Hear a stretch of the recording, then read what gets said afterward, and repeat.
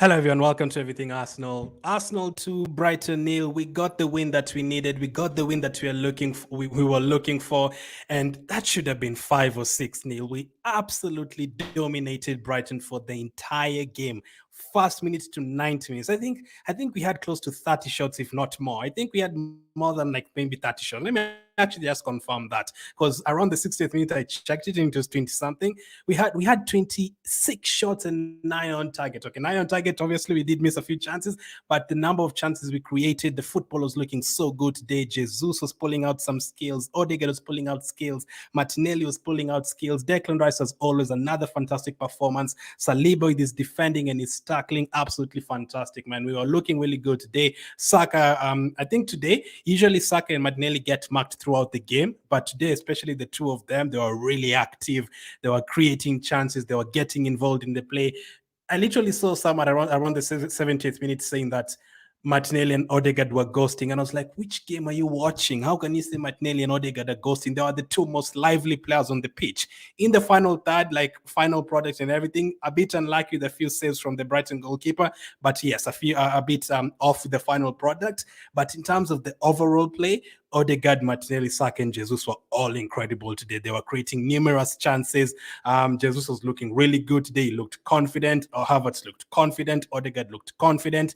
If you compare this Odegaard to Odegaard of like 1 month ago, some of the games he was really quiet. You cannot say Odegaard was quiet today. He was really involved in the play. I think he created like 4 or 5 chances or something crazy like that. He should have had a goal on his birthday. Today's his birthday. He should have had a goal today, but he was unlucky not to have one. But I really enjoyed that performance. Now, obviously, when it gets to the latter stages of the game, you start thinking, oh my goodness, it's still 1-0. We should be 5-6-0 now. I always say, if you come and you batter Arsenal by 6-7-0, fine. I'll be able to live with that. Maybe not, but I'll be able to live with that. But in a game like that, a game where we've performed so well, we've created so many chances, Brighton did not have a single shot the whole first half, and then you drop points in that kind of game, that would have been devastating. Those are the kind of games, like if you don't win, I'd be absolutely devastated because that should have been 5 or 6-0. But in terms of the overall play, I really, really enjoy that game. We dominated the entire game. We got to see most of the players involved in the game. I don't think anyone was quiet today, really. I think everyone was involved in the play, even defending. Gabriel, Saliba, Zinchenko, and also Ben White, they were all involved in the play. Raya made a couple of saves as well. Even the players coming off the bench, they got involved. Smith almost scored. Kete got an assist. We'll come to that as well later. But today's performance are really, really good. Really, really good performance. Should have been 4 or 5-0, and we should have been going into that Liverpool game like on top of the world. But I'm really happy we are the first team this season to keep a clean sheet against Brighton. Yes, Brighton have kept 16. They've not kept. They've scored 16 games in a row this season. They've not failed to score against anyone. They scored against Man City, against Man United. They scored against every other team that they've played against this season, and they usually score 2-3 in some of those occasions. Brighton are a really good attacking team. You can get at them, as you saw today. It's very easy to score 5 or 6 goals against Brighton if you finish your chances, but they'll also create a couple chances against you. So for us to keep them that quiet for the game, just look at this stat before I come to the reaction for the first half. Arsenal, for the first time in 49 Premier League games under De Zerbi, Brighton haven't attempted a single shot in a first half. Meanwhile, Arsenal had 15 shots before the break, only attempting more in the first half in the competition, twice under Mikel Arteta. So this is one of the best games in terms of taking shots in the first half under Mikel Arteta, the third best. And in terms of keeping Brighton quiet, they didn't take a single shot in the first half. That is the first time since they got De Zerbi that they haven't had a shot in the first half. You kept them really quiet, and some way to still 0-0 at halftime. But let's go through the first half. We had a very brilliant start. The first 2 minutes, you can tell. Most of the times, you can tell the way Arsenal start a game, and you're like, yeah, today we are going to do something. The first 80 seconds of the game, we were already in their box like twice. We had a couple of shots, a couple of touches in their box as well. We were looking really sharp in the first 10 minutes. Gabriel and Saliba, incredible defending.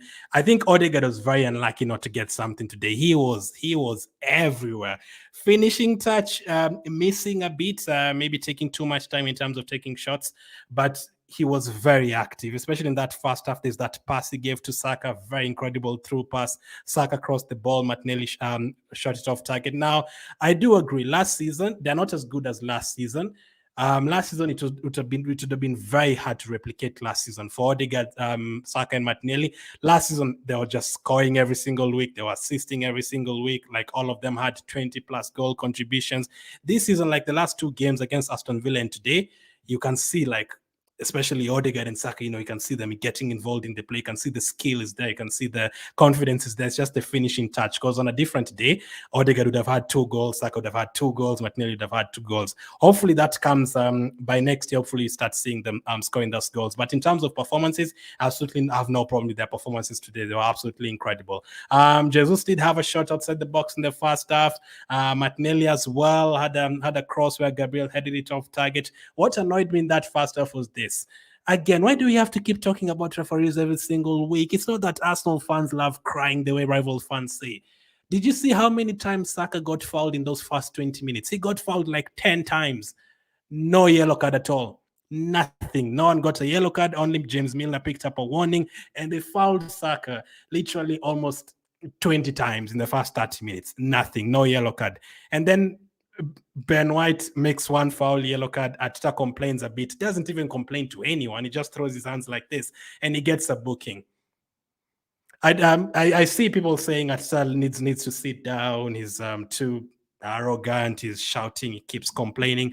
I don't think so. I see Guardiola and Klopp doing that every single game as well, and they never get yellow cards. So I don't understand. It's not a matter of protecting your manager or anything like that. I don't think that is a yellow card. Come on, Saka was being fouled throughout the game, and the referee did not do anything. That's the most annoying thing.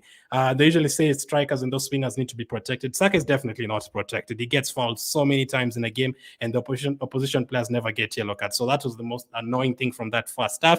And then after getting a booking, not even asking, he was not even like complaining to the fourth official or anything. He's just throwing his hands up like, what the hell? Like, this is our first foul and you're getting a yellow card for it. But hey, we are used to it. We know now that he escaped the ban. I know now they're going to be giving him yellow cards for anything small that he does. So we have to live with it. We have to live with it. But apart from that, Saka did have a couple of openings. Havertz did have a shot that was blocked as well in the first half. The first half was really good. The first half was really good for us, I have to say. First half was really, really good. We were creating numerous chances. We weren't taking them though. So 15 shots and 3 on target. That's not a good return because we were creating so much. Could have been 4 or 5-0 in that first half. Should have been 4 or 5-0 in that first half. We were creating so much. So yes, I've always been saying I don't think Arsenal need a striker, especially last season. I still stick with my point from last season. Last season, I didn't really think we needed a striker because Odegaard was scoring every single week. Saka was scoring, Martinelli was scoring, Xhaka was scoring, Gabriel and Saliba all scoring. So we didn't really need a striker, and we scored like our most goals in Premier League like history or something like that last when we broke our record. But this particular season, I've changed my mind. I think we definitely need a striker in January because we are missing so many chances. And it's not like I've seen people saying, let's get a striker and sell Jesus. No, you're crazy if you're thinking that. Did you see Jesus today? He's absolutely incredible. I'd like to see a striker playing next to Jesus. Keep both of them and let's see both of them on the pitch. Or sometimes Jesus comes on or sometimes this other striker comes on. Because imagine if we had 2018, 2019 Aubameyang in this team right now, you'd have had like 50 goals already this season. The number of chances we're creating, Aubameyang from 2018, 2019 would have been absolutely rejoicing, man. We today in Aston Villa, we created so many chances, especially today, but you just didn't take the chances, but I was happy with the football. So first half 0-0, but if you're just joining, this was the start from the first half. We were the first team to keep Brighton from having a shot in the entire first half, so that was good. Defensively, we are always solid. Like Declan Rice again, what a signing. Saliba, Gabriel was making tackles as well, looking real good as always. So really happy with the first half, but you didn't score a goal, so that is a problem. It's still 0-0. And Brighton have scored in every single game this season. So we have to be worried. I'm never worried because we have Rice, Saliba, and those guys. But for Brighton, they always score. So you always imagine, like, my goodness, they're going to get one chance and they're going to punish you after we've missed so many chances. It's going to be a nightmare. So we needed a very quick start to the second half. And we did that. Saka, Odegaard looked lively as well in the second half. Odegaard was a bit slow. So again, people are saying Odegaard did not play well today. Odegaard played really well today. But in terms of the final third, he was taking too much to sometimes shoot the ball and all that. So he needs to be quicker sometimes. Maybe it's his birthday. Maybe he ate too much today. I don't know. Happy birthday, Odegaard. But yeah, you need to be quicker with your shots and all that because you don't have that much time. Although, when the ball was taken away from him, we got a corner kick. And from that corner kick, Saka put in a cross, and Gabriel Jesus headed it in. I'm so happy to see Gabriel Jesus scoring. I think I predicted 3-1, and I went for Jesus, Havertz, and I think Saka to score. So I got Havertz scoring, I got Jesus scoring, but I didn't get us getting a third goal, and it would have been great if Saka got the third goal. But I was happy that Jesus with the head. And now, one thing that I really love about Arsenal these days, despite conceding 2 corners against Luton, we are the team that scores the most set pieces. I think we are number 1 the last 2 years. We score so many corner kicks. We score so many free kicks, crosses, penalties. We never miss. We score everything like we get in terms of set pieces. And Nikola Jova has done an incredible job in terms of coaching Arsenal in terms of set pieces. Since he came, we've been incredible. Like, you guys who've been watching Arsenal like since, let's say, 2007, 8, 9, 10 there, we used to concede so many corners against the likes of Stoke and even throw-ins, Portsmouth, Blackburn, those teams. I remember from my head, Delap throwing the ball, we concede from across. I remember Crouch scoring so many goals against us. I remember there's a guy called Kenyon Jones who used to play for Stoke. He used to score so many headers against us. I remember there's so many, even Drogba, like just crosses in the box, we concede every single time. These days, I feel so like relaxed. Even when an opponent gets a corner kick, I'm relaxed. Obviously, after the Luton game, people are like, okay, we need to target Luton, we need to target Ray and all that. It was just a one-off. I don't think it's that bad in terms of crosses. I think it was just a one-off, but hopefully it keeps on with the good form. But in terms of us getting a corner and scoring from it, we are so incredible in terms of that. We always finish we always score from most of our corners, so it is good seeing Gabriel Jesus scoring that goal. Happy for him to score. Not bad for a player who doesn't really love scoring, according to him. He scores quite a bit. I need him to get to at least 10 goals this season, though. But yes, I still need a striker for January, not for Jesus to go. I need him to come and play Jesus. Jesus has to be in this team. Like, if you watch that game today, Jesus has to be in the Arsenal team. Like, even if he hadn't scored today, he does so much for our team. Even the skill, the confidence in midfield, the Brazilian touch and all that, absolutely incredible. And then from that point on, it was a case of just missing chance after chance after chance. Odegaard short saved. Martinelli short saved. Havertz header just off a bit, just over the bar. Martinelli again showing a bit of skill. Cross, Odegaard short saved. So many chances in that second half as well. We had 26 shots, man. 26 shots. One of our best in terms of creating chances. That is one of our best games. But we didn't take it. Maybe on another day, you'd expect Havertz to score from that header. Maybe you'd expect Odegaard to finish at least one of those chances. Maybe Saka would score one of those chances. On a different day, we would. But yes, if we get a striker who's really, really good in terms of finishing, they can even score 30 goals from that January to May alone, because we create so many chances these days. At the beginning of the season, we weren't really playing fluid football. But right now, against Lens, today, against Aston Villa, we're looking very sharp in the final third in terms of creating chances. But in terms of finishing, not quite. So at this point, 75 minutes gone. I can't lie to you, I was very worried. I looked at the stats. I was watching the game. I was like, man, we've had so many chances. Please, let's not concede, man, because it would be a nightmare. If we throw away these 3 points after dominating the entire game like that, it would be a nightmare. And Gross almost scored. It should have been 1-1. That time they went to the left side and crossed the ball, and Gross just hit it just off target. I was super scared, because Brighton are very capable of creating a chance. Those guys, Mitoma, Gross, even Welbeck coming off the bench, they can create one chance and score against you. They went to Old Trafford and scored 3 goals. Not that it is hard anyway. They went to Chelsea and scored 2 goals. Not hard as well, but you get the point. They score a bunch of goals, Brighton. If they want to score 4 or 5 goals against you, they will. So you need to take your chances. Finally came King Kai. Finally came King Kai. Say that quickly 10 times. But before that, we actually took off Jesus and Martinelli. I think they were both incredible today. I think they should have both. Jesus could have easily had 2 goals. Martinelli could have had a goal and an assist. Ketty and Trossard came on. So what we ask for from people like Nketiah, because people don't really not big fans of him. As long as you score assist, I'm happy with it. And most of the games this season, he has scored or assisted. So it's not what we want. Obviously, it's not the guy that we're looking for to take us to big things for 10 years. But in terms of him coming on the pitch, he did his job today again.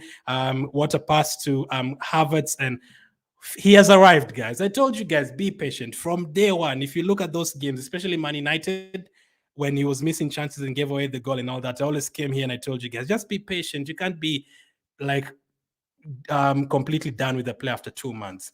I do enjoy how the likes of Hoyland and those guys are failing at Man United and all those guys. But I know if I was a manager of those teams, I'd be like, it's 4 months into this thing. Give it time. You have to give it like at least 6, 7 months. So a full season for them to adapt. Havertz was at Chelsea. You know how bad that team is. Your Chelsea, like anyone, even Messi and Ronaldo would absolutely get the confidence killed in that team. So for him coming to Arsenal, his confidence was really short. You could see it from day one and everything. But there was still a few things here and there. You know, him scoring against the MLS All Stars. There's another friendly game he scored as well. He looked very good against Monaco. Was it Monaco, Sevilla? Monaco in the Emirates Cup as well. Those glimpses here and there that he was looking good. But recently, the last 1 month, someone was laughing last month that Havertz got Player of the Month. I was like, why are you laughing? He was one of our best players last month. This month already is as well almost our best player already because he scored against Luton. Was Lons this month. There's another game he scored or assisted or something, and I think he scored. Yeah, he scored a lot of goals. That is good. I don't even remember Havertz's goals because there are so many these days. I can't even remember when he scored, but he's been really good the last 2 months, and I'm really, really happy. His performance against Aston Villa, we didn't score, but I think he was on our best player in that game. And today as well, that finish absolutely fantastic. So happy to see King Kai scoring again. If his confidence stays like this, we're in a good place. We need him to stay this confident. This is how confident we need him to be. Get chances, shoot the ball. Don't be scared of shooting. Get involved in the play. These days, you can't say 2 months ago, people are complaining about Havertz and Odegaard being quiet. The last couple of months, they've not been quiet, especially the last 1 month. They've been really lively and really involved in the play. So some people still don't like that Havertz and Odegaard combination. But if I was to ask you right now, who would you start against Liverpool, Havertz or Trossard? If you say Trossard, it's because you don't like Havertz, because Havertz definitely deserves to start that game. I wouldn't mind seeing Trossard in the lineup, but you have to go with Havertz because he's been playing really well, both defensively and going forward, getting himself into good positions. So fantastic finish to make it 2-0. And from that point on, I could relax because I was very worried because if Brighton was going to get another goal, we'd have been in a bit of trouble. We had to take our chances, and we did to make it 2-0. Fantastic finish from him. Fantastic assist from Ketty as well. He came on, got the assist. That is what you need to do. Come on, get an attacking return, and no one is going to complain. Nelson also came on for Saka. Smith Rowe came on. Who did Smith Rowe come on for? I think I was busy celebrating or something. Smith Rowe came on. I know Nelson came on for Saka. Did he come on for Odegaard? Odegaard was there. Odegaard was there the last 10 minutes. I'm sure I saw him. Let me know in the chat. Who did Smith Rowe come on for? Can I even remember? Was it Saka? Nelson? I can't even remember. Was it Havertz? I don't know. Someone went off and Smith Rowe came on. So I was happy to see Havertz scoring that goal to make it 2-0. Kiwi also got some game time. Zinchenko going off as well. 2-0 victory. Fantastic. We kept a clean sheet. First team to keep a clean sheet against Brighton this season. That's exactly what you need. Happy to get back to winning ways because it would have been a disaster like losing to Aston Villa, then drawing today, and then next week it's Liverpool. No, you need to go into that game with momentum. And now we are top of the table. The Liverpool game has just started. I expect them to win. At this point on, I was so surprised Man City drew yesterday. We just need to focus on our games. Most of the times I do expect Liverpool and Man City and even Aston Villa these days to win. So you just focus on your job. But let's go to the player ratings. Before that, RK says, I have this feeling this Liverpool will lose or will be a draw. Man United, though. Man United are terrible, Man United are absolutely terrible. I mean, it would be okay. I'd definitely take it. It's still Man United in terms of name. But in terms of they just don't have the team to do it. Like by the time I finish this stream, if they haven't scored, I'd be very surprised. We are 46 seconds in and Liverpool already in the box. So yeah, Man United already under the cosh. But thank you for the super chat, Aki. I really appreciate it.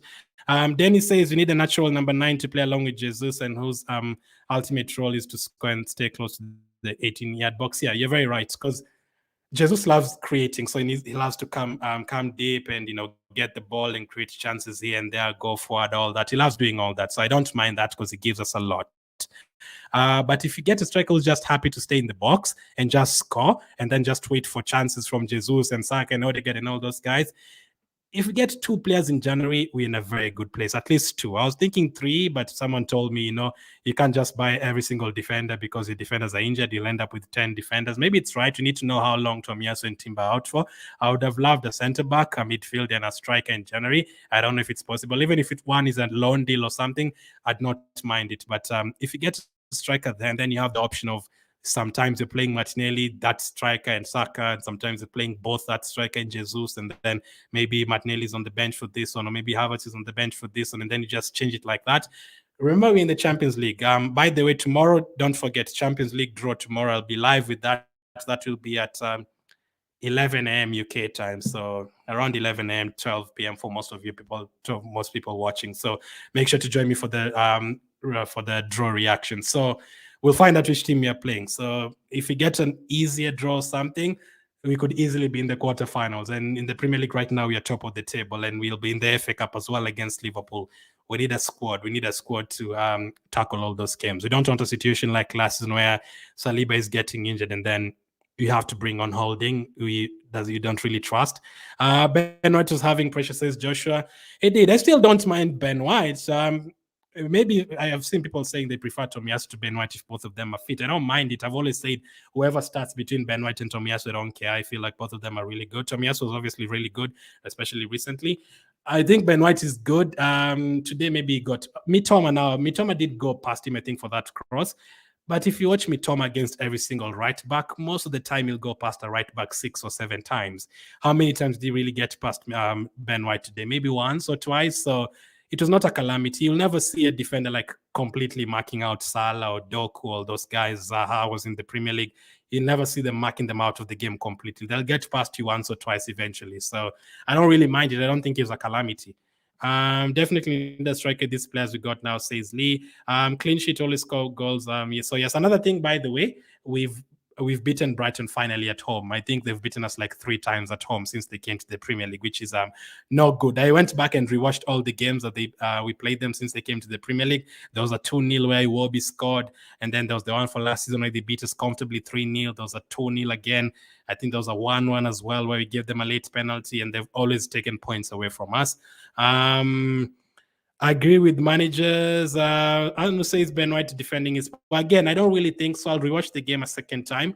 But as I said, Mitoma is you're not going to keep Mitoma out of the game completely. If it's something to do with positioning and everything like that, then that is fine. But in terms of just one-on-one defending and Mitoma getting past you, he's going to eventually get past you. He's very quick. He always gets past everyone.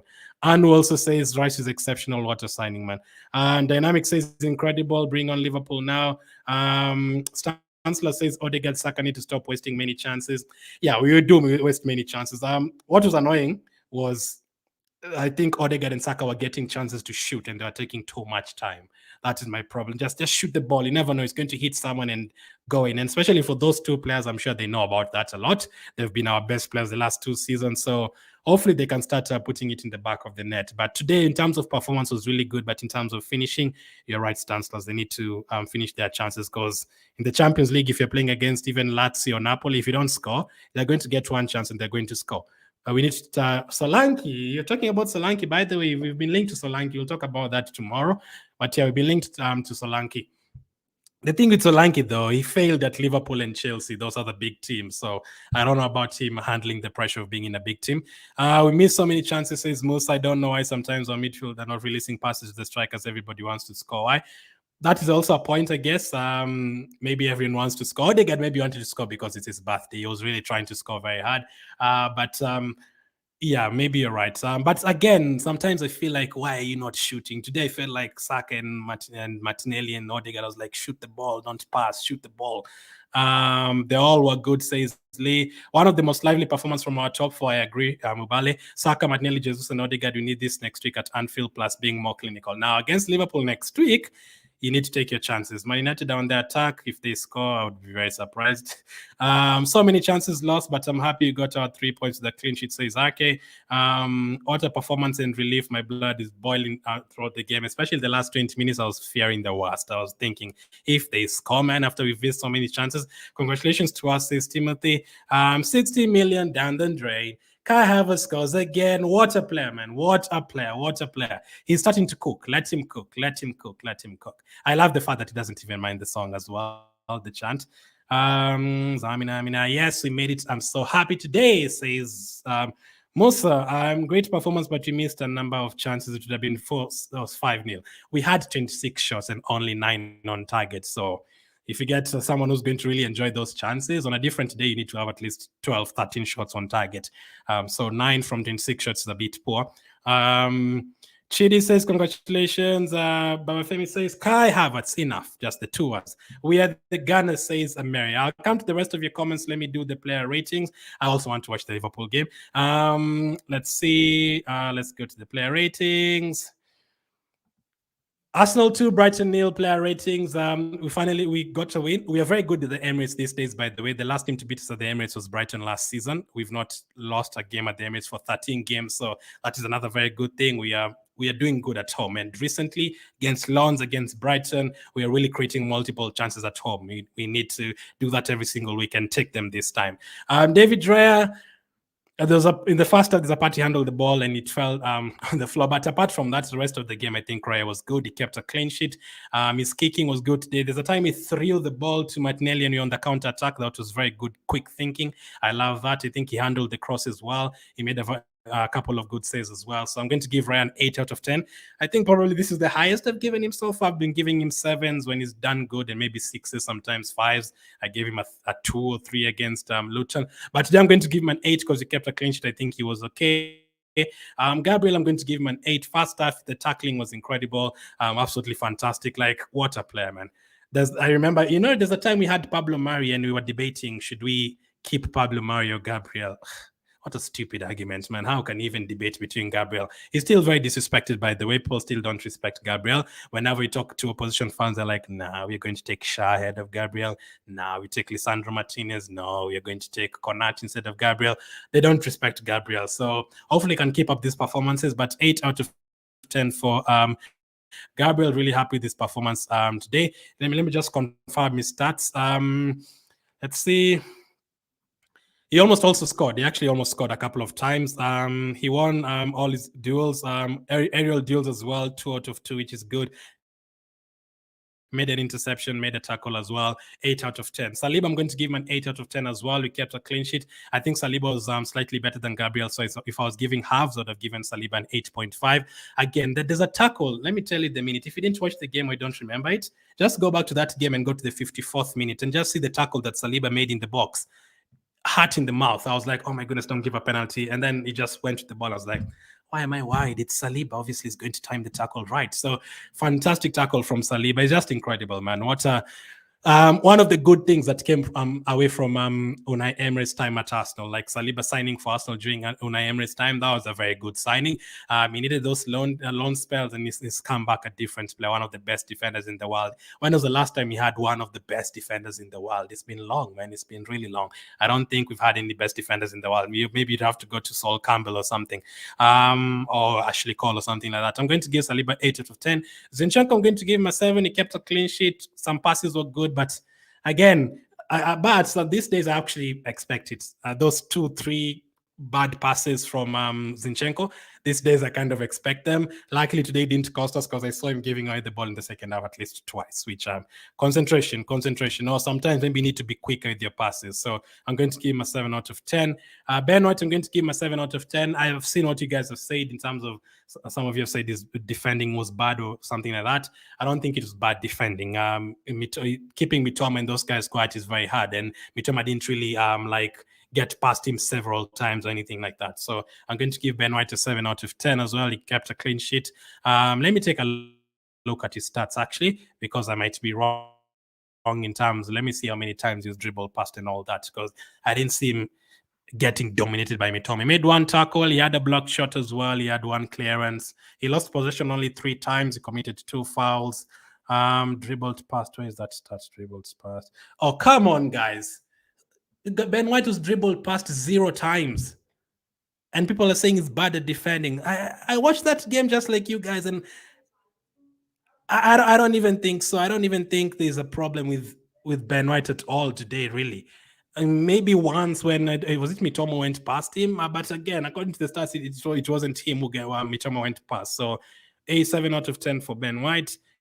Declan Rice, I'm going to give him an 8 out of 10. What a player, man. He's always fantastic. Once again, there's a run he made in the second half. He almost scored from it. His energy in terms of carrying the ball is incredible. 8 out of 10 for him. Kai Havertz, I'm going to give him an 8 out of 10 as well. He scored the goal. I wanted to give him a 7, but he scored late on, so I'm going to give him an 8. Next up is Odegaard. If he scored or anything like that, would have been giving him an 8, but he missed a few chances. But in terms of performance, he was really good. So I'm going to give him a 7 out of 10 today. Odegaard, Bukayo Saka again. I think he got the assist for Jesus from the corner kick. His corner kicks these days are really good. I love his corners. Also Martinelli. So for today, Saka performance great. Finishing needs to improve a bit. 7 out of 10 for him. Martinelli, I think it's the same. But Saka got an assist, so I'm still going to. Saka, did he? I'm still going to give him a 7. A bit frustrating with them. Sometimes they're taking too much time to shoot the ball and all that. So 7 out of 10 for Saka. Martinelli, I'm also going to give him a 7 out of 10 for today. Very lively, very, very lively. You cannot say Martinelli was quiet today or Saka was quiet today, not at all. Gabriel Jesus. Where is Gabriel Jesus? His name has disappeared. But Gabriel Jesus, I liked his performance. He scored a goal as well. He's very confident in terms of the skill in midfield and all that. I'm really happy to have him fit. I really hope he can stay fit until the end of the season. 8 out of 10 for Gabriel Jesus. From the bench, Edin Ketia, I'm going to give him a 7 out of 10. He came on, got the assist. You cannot complain at all. Who else came on? Trossard also, he actually created a chance for, I think, Smith Rowe, someone. So I'm going to give him a 6 out of 10. Who else came on? Smith Rowe actually was good. He almost got with his chance. 6 out of 10 for Emil Smith Rowe as well. Who else came on? Kivio wasn't on for too long. Am I missing someone? Nelson actually came on and did a bit of defending and gave away a corner. So I'm going to give him a 6 out of 10 as well. Reece Nelson. Manager kept a clean sheet against Brighton, played really well the whole game. Again, I think it is unfair for him to get a yellow card today. I don't really think he did anything wrong. It's us against the world, I guess. So I'm going to give him an 8 out of 10 today, Michaela. So we got the win. We are top of the table now. Liverpool are currently drawing, so hopefully it goes well. Man of the match, really, really tough. Today, I'm definitely going to put a poll. Make sure to check the poll in the next 10 minutes. And let me know who your man of the match was. Let's watch Liverpool. I'll do another video on this. We'll talk about this game more, but let's watch Liverpool and see how they do in this one. Thank you for watching, and I'll catch up with you on the next one.